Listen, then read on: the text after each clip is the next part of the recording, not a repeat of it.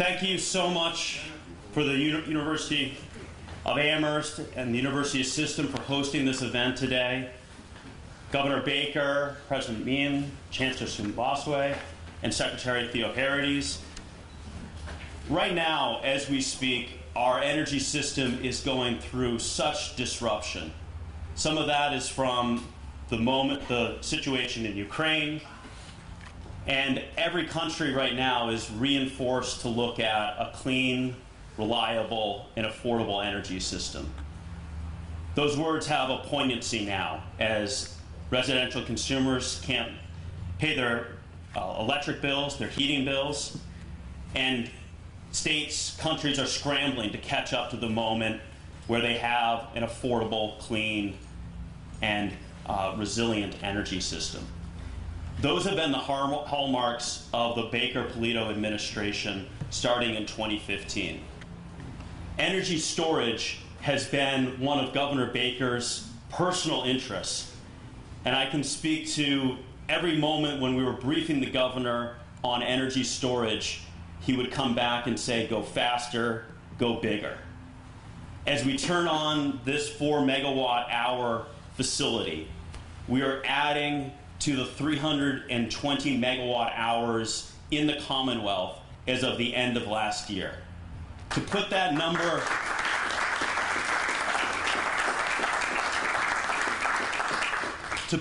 number in perspective, there was 0 in 2018.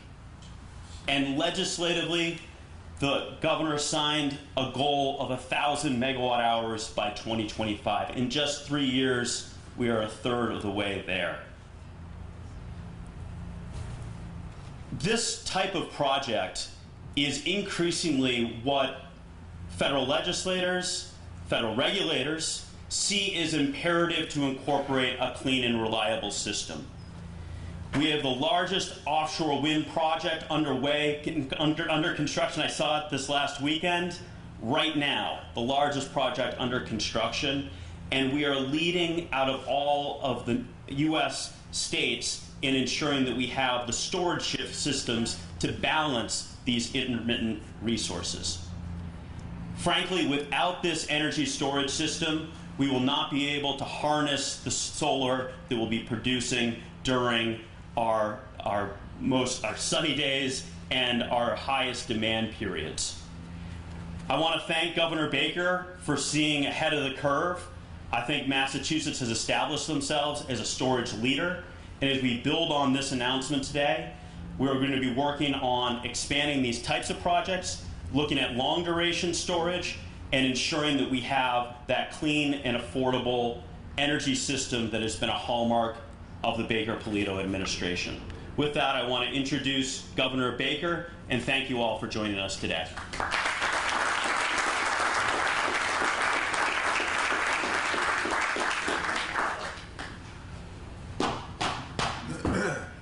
So first of all, I want to thank you all for coming, and I got to tell you, that is one cool-looking cookie that I found over there.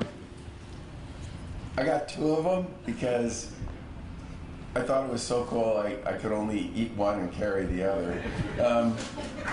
Let me just start by thanking the President and the Chancellor for their leadership on these issues, and I also want to thank the entire public higher ed system for embracing this type of technology.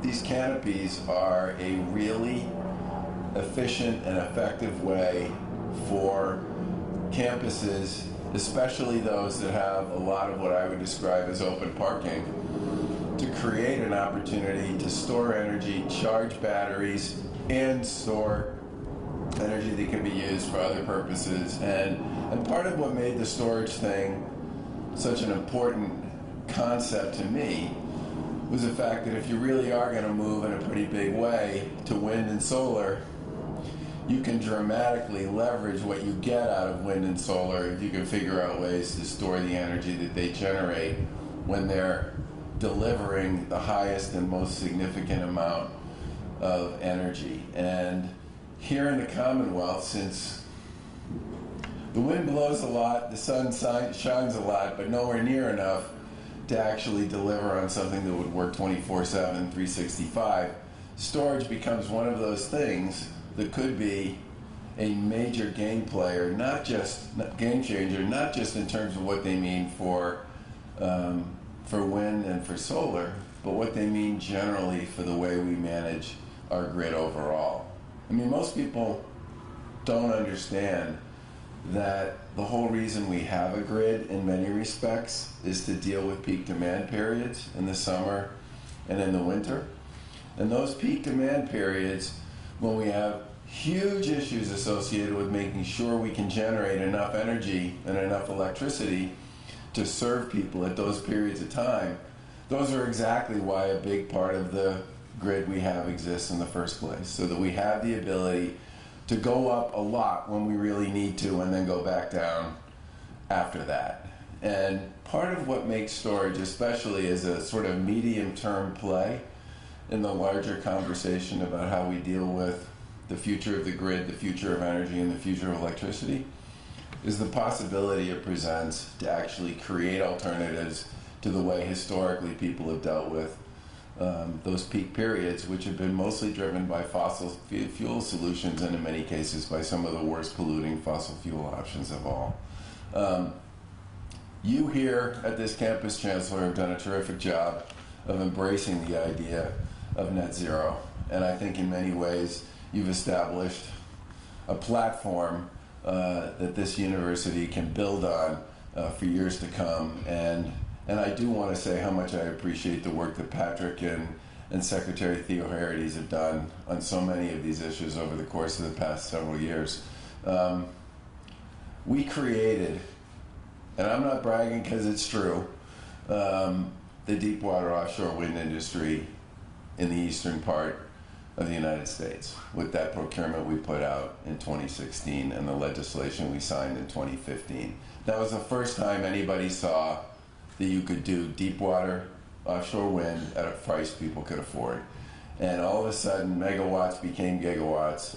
The federal government suddenly had oodles and oodles of ocean that people were interested in buying so that they could, or leasing so they could figure out how to create their own solutions. And every state up and down the East Coast suddenly decided they were interested in getting into the offshore wind game. One of the big challenges we face here is the difficulty associated with building something like that out.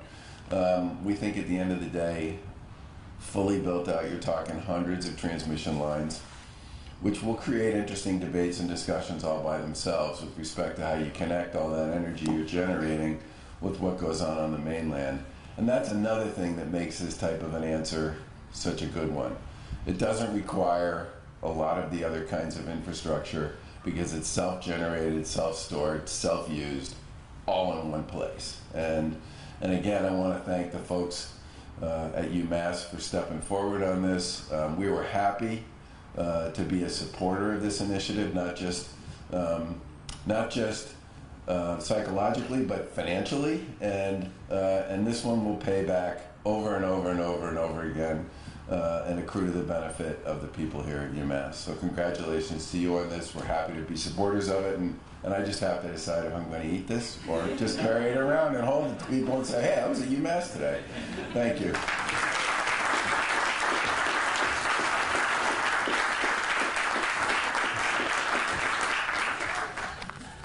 To build on those comments from the governor, they are poignant on, we have 3,200 megawatts of solar installed in the Commonwealth, where we sometimes don't have as much as 5,000 megawatts being consumed at one time. And when we're not producing solar, that is when we turn to oil. This winter, we looked at LNG imported from the same countries of Russia, looking at a very dangerous situation, ensuring reliability. It's this storage system that ensures that we have a balancing act to ensure those peak periods can be affordable and also resilient. I did want to turn to Secretary Theo Herides. A couple comments about Secretary Theo Herides. One, climate change is one of those issues that can be overwhelming, and she brings this leadership about an urgent, practical responsible climate change policy agenda that it is urgently needed throughout the country. I think the Baker-Polito administration has put these templates out of how other states need to replicate it, looking at affordability, but also ensuring that we move forward aggressively while also preparing our ecosystems for this changing climate. It's rare to see the combination of everything in one person, and that's Secretary Theoharis.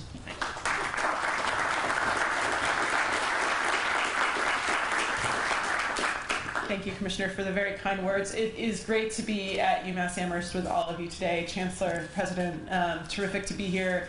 The entire UMass system and our state universities and community colleges in general have been such key partners in our net zero planning and preparedness and in our work under the Baker-Polito administration to build resiliency across the state. And I think this project demonstrates both pieces of that.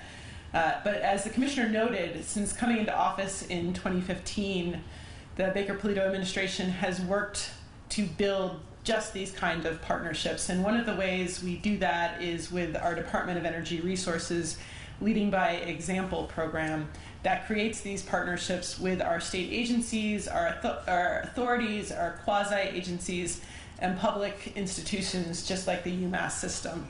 And I think there's a real opportunity in the higher education space where you have both significant infrastructure, significant energy demands, and also a real demand from the student body to start deploying these solutions. And I know, Chancellor, that's what you've seen as you set your course for net zero planning, is the students said, how can we do this faster? How can we do it tomorrow? We can't do it quite tomorrow, but we want to hit that spirit that they have of solving these problems and deploying them right here on their campus as an opportunity to learn, but an opportunity to see these solutions in action.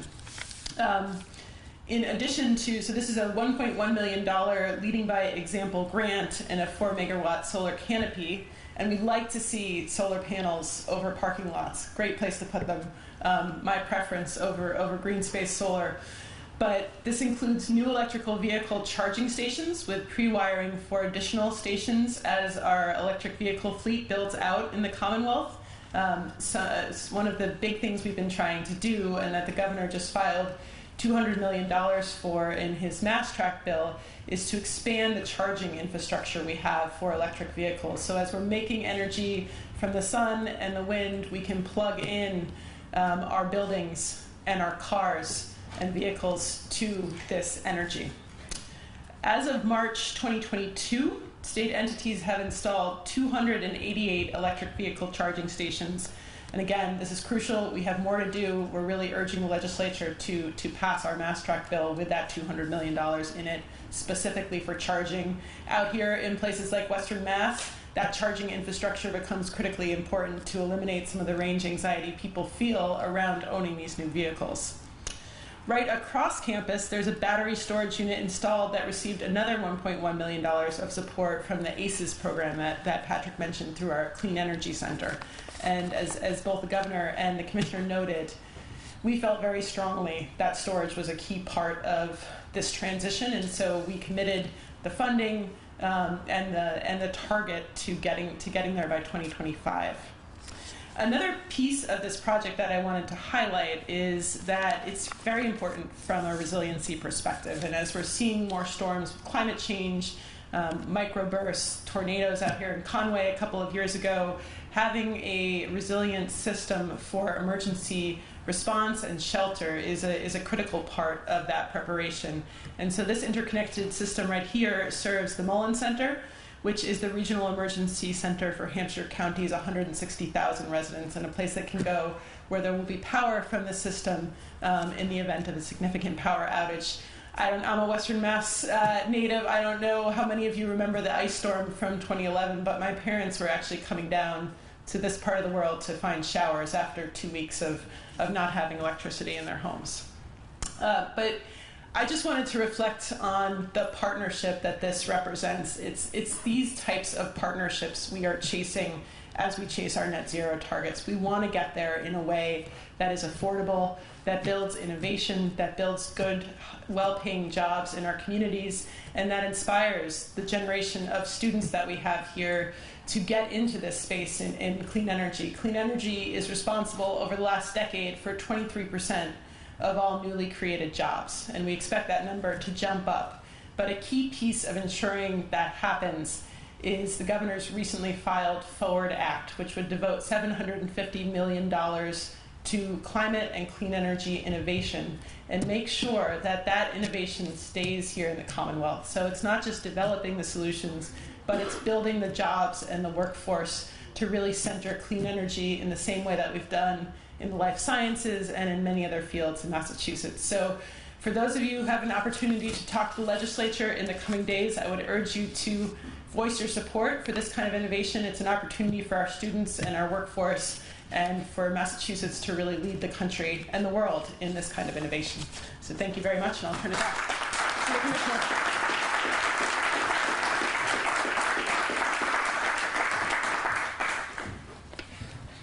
I'm going to turn to our university partners, but to set some context of how important this relationship is with the university system. We have 80 million square feet of state facilities, including the state university, 8,000 vehicles, and 8 million gallons of gasoline and diesel consumed every year. It is easy to think about climate leadership as a long-term goal, harder to execute near-term plans and results. And that's what we've been doing in a partnership with the university. It was working with Governor Baker and President Meehan's office. We established a new Leading by Example executive order last year, 1 year ago today, that puts on a bold ambition to make sure our buildings that are being built today are net zero compliant, that we're making sure that our vehicles that are acquired today are net zero, zero emission vehicles, and that we continue to do the innovation and R&D partnership to ensure that we have the student body to support the workforce of tomorrow. Moreover, Governor Baker this year introduced legislation for $400 million, adding a number of decimal points to what has been invested in previous years into executing these plans. And we want to work with the legislature to put that into action this year. Thank you so much, President, for your leadership and our continued collaboration. President Meehan.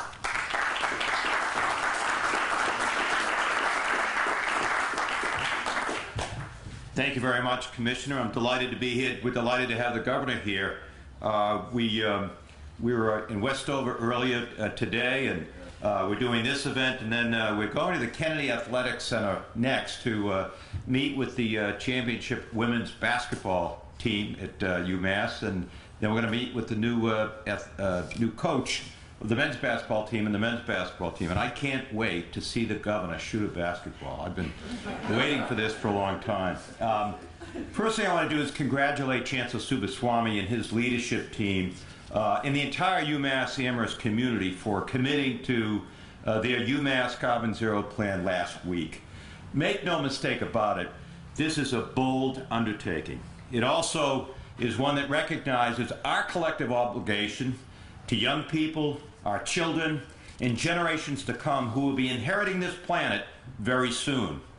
This is a loud and ambitious statement about the urgency of the challenge that we face. So I applaud you, Swamy, and your team for your leadership.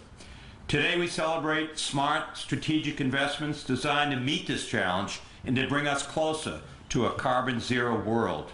We're honored that Governor Baker and the Commissioner and the Secretary are here to show their commitment and to celebrate with us, and we are thankful for the focus that this administration has put on renewable energy. On this issue, like so many others, including a global pandemic, the Baker administration has taken an evidence-based approach to solving problems and creating opportunities for people. The battery storage unit is funded, as the Secretary mentioned, by a $1.1 million grant for the Massachusetts Clean Energy Center as part of the Advancing Commonwealth Energy Storage Project, and recognizes that battery storage technology must be a big part of any carbon footprint reduction plan. And the $1 million grant that was mentioned, the Massachusetts Department of Energy Resources to support Solar Canopy Initiative, is a statement that solar energy must be part of a bigger plan for our future energy portfolio. In both cases, the results will be cleaner, more efficient energy, and will also create more knowledge. We will learn from these projects, and they will help us develop an even cleaner, more efficient, and affordable energy future. So my thanks again to the Governor, to the Secretary, and to the Commissioner, and we enjoy and embrace the partnership with this administration on every level. Thank you.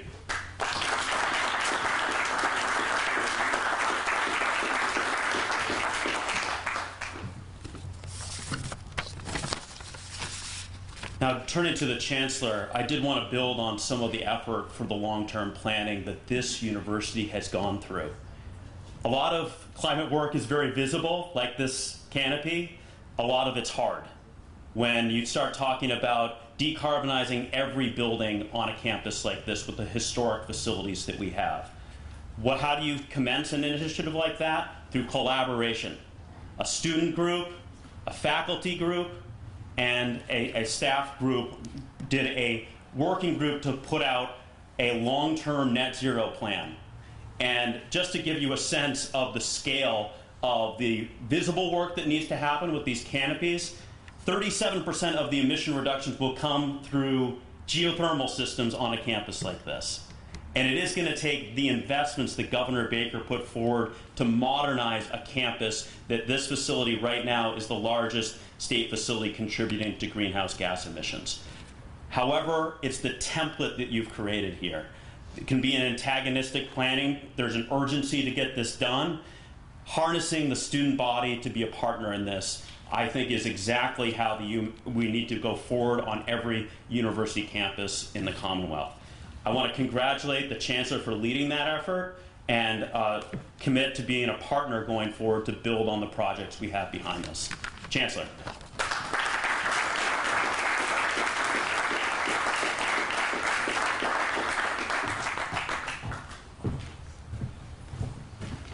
Thank you, Commissioner, and thank you, Governor, for being here. Thank you, Secretary, and my boss, of course. Thanks very much for being here.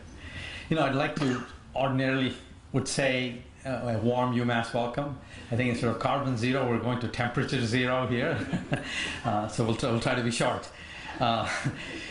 It's really wonderful that we're on this journey, and then the partnership that we've had from the Baker-Polito administration has been absolutely superb. So for the past 8 years, Governor, you have been here both in person and in spirit, and really appreciate all that you have meant for this campus. While climate change is a global challenge, finding ways to successfully mitigate it really happens on a local level. As the flagship campus of the Commonwealth, we have a long-standing commitment to sustainability, and we understand our responsibility to lead the way in this change. Through the innovation of our research enterprise, by training the next generation of talent, and by heeding the activism of our students. Given our size, as you've heard, UMass Amherst generates approximately 20% of the overall greenhouse gas emissions of Massachusetts public facilities, and making us the single largest contributor among state entities. So it's our responsibility to also be the first to mitigate that.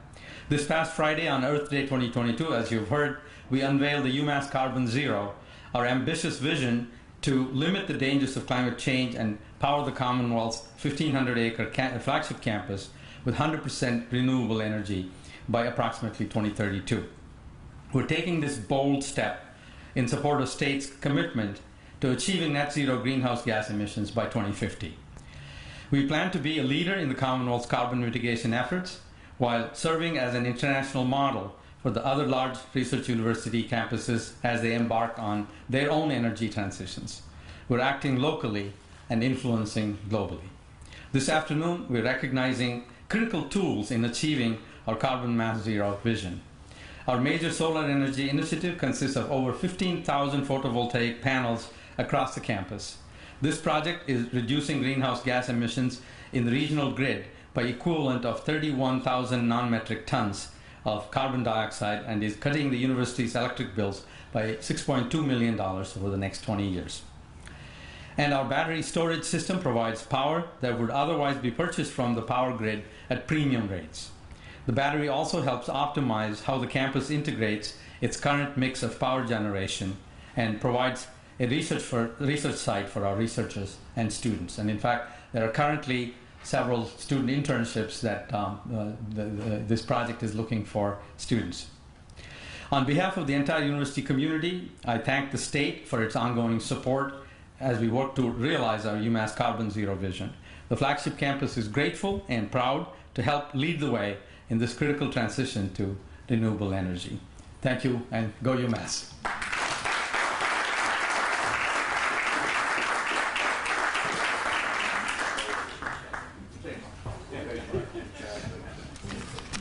Just a few concluding remarks. Thank you so much for those comments.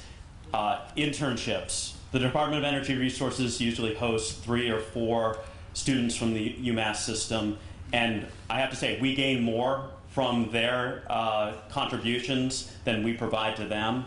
One is the amount of commitment and passion to these topics that we're seeing from the university system, and 2, the high caliber that we're seeing. This is not something, energy can sometimes be something that you learn after school, no more. We're creating multidisciplinary programs that really create the workforce for policymakers of the future.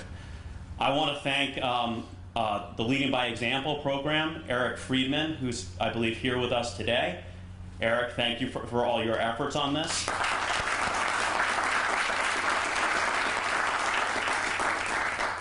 And just to put a snapshot of the type of project we're here today, 5 years ago, we were seeing no storage projects. Now, every solar project in the Commonwealth is part of our solar program, larger than 500 kilowatts, this is 1 megawatt, has to be paired with storage.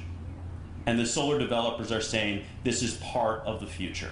This is part of pairing solar and storage to create a product that works for ratepayers, that works for our environment, and builds into a net zero economy.